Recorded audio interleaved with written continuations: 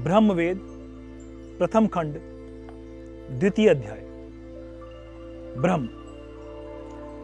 समय समय पर ब्रह्म की खोज उत्सुक मनुष्यों द्वारा की गई। इसे विभिन्न नामों से पुकारा गया। समझने के लिए तर्कों का सहारा लिया गया।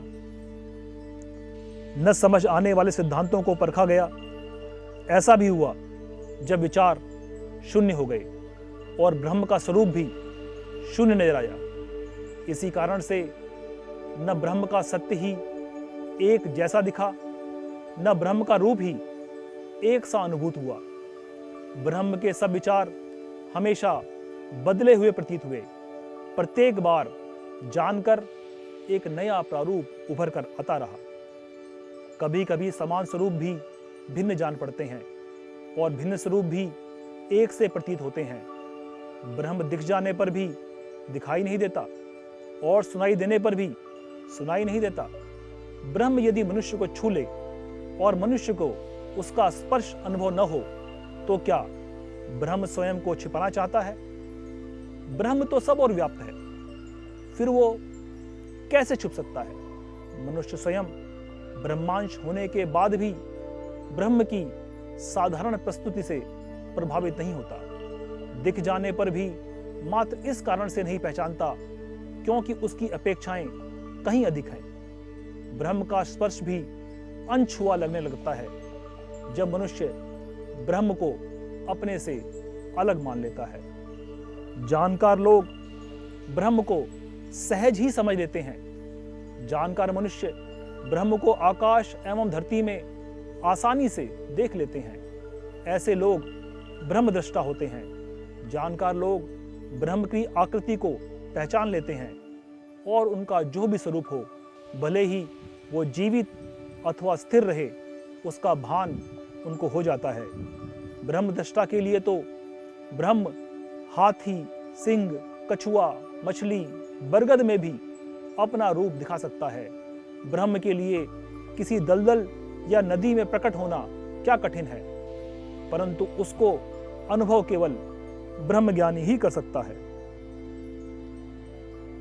ब्रह्म की कोई आवाज नहीं, परंतु वह सागर से उत्पन्न शोर से जो भी कहता है, ब्रह्मज्ञानी उसे समझ लेता है। निराकार ब्रह्म को साकार देखना ब्रह्मज्ञानी के लिए ही संभव है। ब्रह्म का प्रकट स्वरूप तो स्वयं मनुष्य ही है जो उसके होने से इनकार करता है। ब्रह्म की भाषा वही है जो उसको न मानने वाला उपयोग करके उसका विरोध करता है।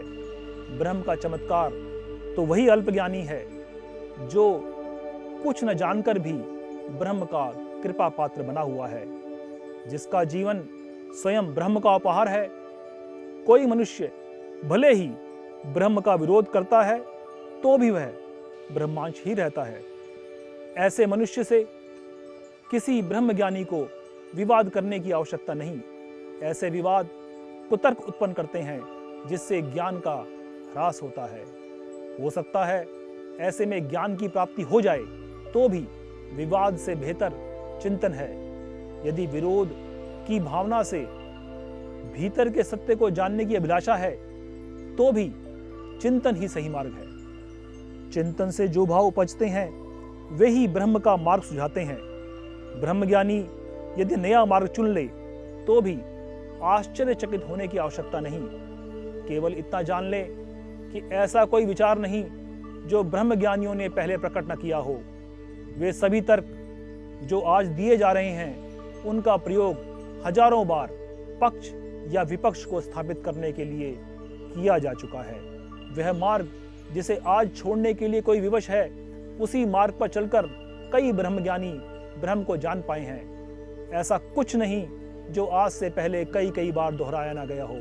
ऐसा कोई तर्क नहीं जिसको परास्त न किया गया हो और फिर वही तर्क फिर से स्थापित न किया गया हो। पराजित विषय कई बार पराजित होकर भी फिर से विजयी हुए। ब्रह्म को जानने वाले यह न समझें कि उनका ज्ञान पूर्ण है और न विरोध करने वाले यह समझें कि वे ब्रह्म को कभी अनुभव नहीं कर पाएंगे।